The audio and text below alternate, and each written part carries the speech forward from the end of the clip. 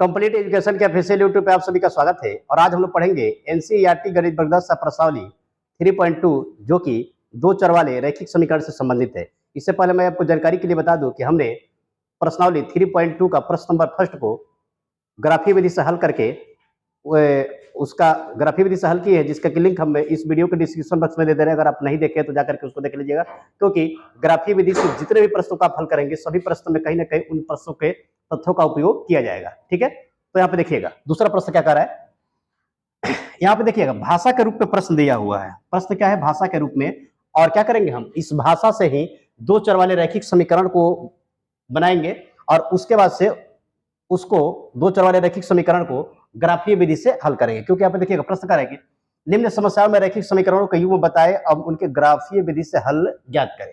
प्रश्न देखिएगा, दूसरा प्रश्न है यहाँ पे कह रहे कि 5 पेंसिल तथा 7 कलमों का मूल्य 50 रुपया है, जबकि 7 पेंसिल तथा 5 कलमों का मूल्य 46 रुपया है। एक पेंसिल एवं एक कलम का मूल्य क्या करें? ज्ञात करें। हमें क्या करा है? एक कलम और एक पेंसिल का मूल्य ज्ञात करना है, लेकिन ग्राफीय विधि से दो चर वाले रैखिक समीकरण को हल करके ज्ञात करना है। तो पहले हम क्या करते हैं? दो चर वाला रैखिक समीकरण इन तथ्यों से ज्ञात करते हैं और फिर उसके बाद से उसको हल करके ग्राफीय विधि से हल करेंगे। देखिएगा पहले प्रश्न का क्या है, ये दूसरा नंबर प्रश्न है। तो देखिए कह रहे कि 5 पेंसिल एवं 7 कलम का मूल्य कितना है? 50 रुपया है। और फिर कह रहा है कि 7 पेंसिल एवं 5 कलमों का मूल्य कितना है? 46 रुपया है। तो एक पेंसिल एवं एक कलम का दाम क्या करे? ज्ञात करे। मान लेते हैं कि माना, पहले क्या है? पेंसिल है, तो लिखते हैं यहाँ पे माना एक पेंसिल का कीमत 100 रुपया तथा एक कलम का कीमत y रुपया है। एक पेंसिल का कीमत कितना है? 100 रुपया तथा एक कलम का कीमत कितना है? y रुपया है। अब यहाँ पे लिखेंगे हम प्रश्न से पहला कंडीशन पढ़ेंगे, उसके बाद से हम दो चर वाला रैखिक समीकरण ज्ञात करेंगे। देखिएगा 5 पेंसिल का रहा है, एक पेंसिल का कीमत कितना है? 100 रुपया। तो 5 की कीमत के लिए क्या करेंगे? 5 से गुणा करेंगे, यानी कि 5x प्लस से एक कलम का कीमत कितना है? y रुपया। तो 7 कलम का कितना होगा? 7y, यानी कि इसमें 7 से गुणा कर देंगे। और 5 पेंसिल और 7 कलम का जब हम मूल का योग करते हैं तो वह हमें प्राप्त हो रहा है 50 रुपया। कितना हो रहा है? 50 रुपया। तो बराबर क्या हो गया? 50। समीकरण ये हमारा फर्स्ट हो गया। और यही क्या हो गया? दो चर वाला रैखिक समीकरण हो गया। ठीक है, दूसरा कंडीशन देखिएगा, यहां पे लिखेंगे पुनः प्रश्न से। पुनः क्या होगा? पुनः प्रश्न से। और पुनः प्रश्न से क्या करे सवाल? तो करे कि 7 पेंसिल, एक पेंसिल का कीमत x है, तो 7 पेंसिल का कितना हो गया? 7x। ठीक है, और एक कलम का है आपका y रुपया, तो 5 कलम का कितना होगा? 5x। और इन दोनों के मूल्यों का योग किसके बराबर है?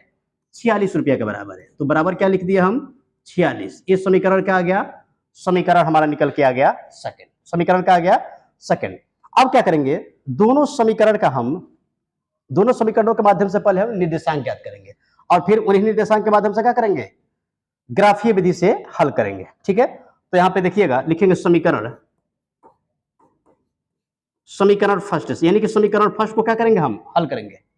ठीक है, समीकरण फर्स्ट लिख देते हैं 5x प्लस से क्या है यहां पे? 7y बराबर 50। अब ध्यान दीजिएगा, ठीक है, तो इसको क्या लिख सकते हैं? यदि x बराबर तो y बराबर में करना है, यानी कि 7y हम इधर ही रखते हैं, बराबर क्या लिखते हैं? 50 और माइनस कितना? 5x। माइनस कितना है? 5x है। तो इसलिए यहां पे y बराबर क्या हो सकता है? 7 जो गुणा में है, बराबर के बाद जाके क्या हो जाएगा? भाग में। तो यहां पे लिख लेंगे हम 50 माइनस से 5x और बट्टा में क्या हो जाएगा? बट्टा में हो जाएगा हमारा 7। ठीक है, अब यहां पे हम x का मान लिखेंगे तो y का मान निकल के आएगा। यदि x बराबर तो क्या लिखेंगे? तो यहां पे होगा आपका y बराबर। यदि x बराबर तो y बराबर।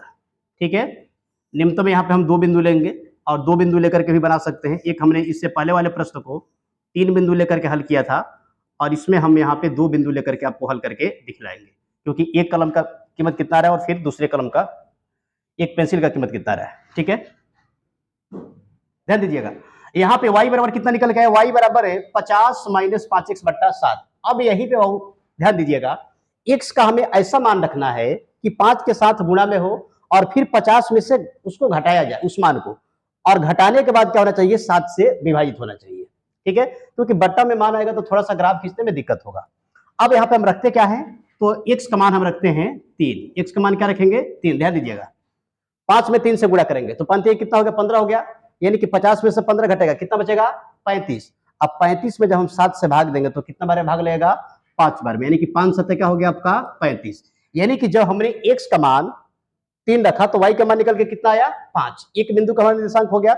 दूसरे बिंदु के लिए ध्यान दीजिएगा, हम इसी बिंदु की तरह ऐसा मान x का रखेंगे कि 5 से गुणा करके 50 में से घटाया जाए या फिर जोड़ा जाए तो क्या होना चाहिए, मान 7 से विभाजित होना चाहिए। तो एक हम यहां पर ले लेते हैं -4। कितना ले लेंगे, -4। ध्यान दीजिएगा, -4 गुणे -5 तो 4 5 कितना हो गया, 20, और माइनस क्या होगा, प्लस से, यानी कि 50 में क्या होगा, 20 जुटेगा। तो 50 और 20 कितना हो गया आपका 70। और जब 70 में हम 7 से भाग देंगे तो कितने बार भाग लगेगा, तो ये हमारा भाग लग जाएगा 10 बार में। कितने बार भाग लगेगा, 10 बार में। यानी कि दूसरे बिंदु में जब हमने क्या रखा, जब -4 रखा x की जगह पे तो y का मान निकल के कितना आया, 10 आया। इसी प्रकार अब हम दूसरे समीकरण का यहाँ पे निर्देशांक ज्ञात करेंगे। ध्यान दीजिएगा, पहले का ज्ञात कर लिया, 2 से और अधिक बिंदु भी हो सकता है, लेकिन 2 बिंदु हम लेकर के इसको खींचेंगे। दूसरा बिंदु देखिएगा, समीकरण क्या है, ये सेकंड है, समीकरण सेकंड। और क्या कह रहा है, 7x प्लस से 5y बराबर हो जा रहा है आपका 46। 7x प्लस से 5y बराबर कितना है, मान 46 निकल के आ रहा है। अब क्या करेंगे, यहां पे ध्यान दीजिएगा, 5x को हम बराबर के पहले ही रखेंगे, लेकिन 46 में से क्या होगा, -7x जाकर के घटेगा। माइनस कितना हो गया यहाँ पे, 7x, माइनस कितना,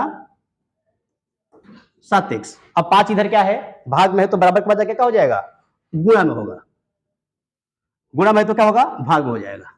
y बराबर कितना हो गया, 46 माइनस से 7x और बटा में क्या होगा, 5।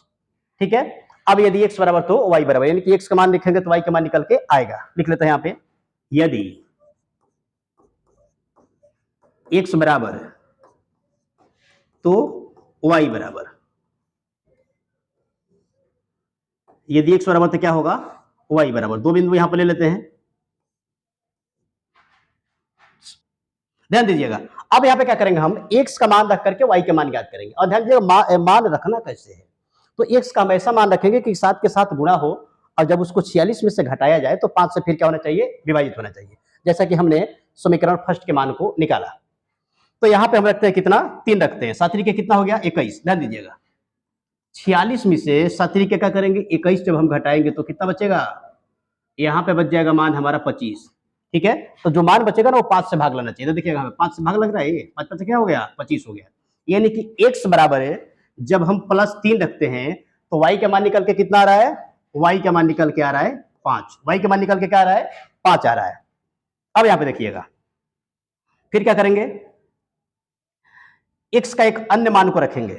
तो x का एक अन्य मान ऐसा ही रखेंगे कि 7 के साथ क्या हो, गुणा हो, और जब गुणा हो और जो 46 के साथ जोड़े या घटाया जाए तो फिर वो मान क्या होना चाहिए, 5 से विभाजित होना चाहिए। तो हम एक बिंदु ले लेते हैं 2, यहाँ पे क्या ले लेंगे, 2, और किस में लेंगे, माइनस में। ध्यान दीजिएगा, -2 गुणे 7, 7 दूनी 14 हो गया प्लस में, और 46 में जब 14 जुटेगा तो कितना होगा, 60 होगा।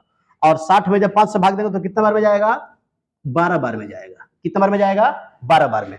तो हमने क्या किया, आसानी से यहाँ पे भाषा को पढ़ करके समीकरण ज्ञात किया और फिर उन्हीं समीकरण का निर्देशांक ज्ञात कर लिया। अब आप लोग क्या कीजिएगा, इसको ग्राफी विधि से हल कीजिएगा। इसमें के पहले प्रश्न को देखिएगा, बहुत हमने बारीकी से उसको समझाया हुआ है, और उस तथ्य को अगर आप समझ लेते हैं तो इस प्रश्न को हमने निर्देशांक ज्ञात कर लिया है। सबसे मुश्किल अगर ग्राफ में कुछ होता है तो ये निर्देशांक ज्ञात करना ही होता है। निर्देशांक अब ज्ञात यहाँ पे हम कर दिए हैं, तो आसानी से उस प्रश्न को हल कर लीजिएगा। अगर आपसे ये प्रश्न हल नहीं होता है तो आप कमेंट बॉक्स में लिखिएगा, हम इसको क्या करेंगे, पुनः इसको हल करके आपको बता देंगे। ठीक है, तो वीडियो देखने के लिए बहुत बहुत धन्यवाद। इसी प्रकार आप मैथ को आसान भाषा में समझना चाहते हैं तो एक बार आप हमारे चैनल से जुड़ के देखिए, आपको मुड़ के देखना नहीं पड़ेगा।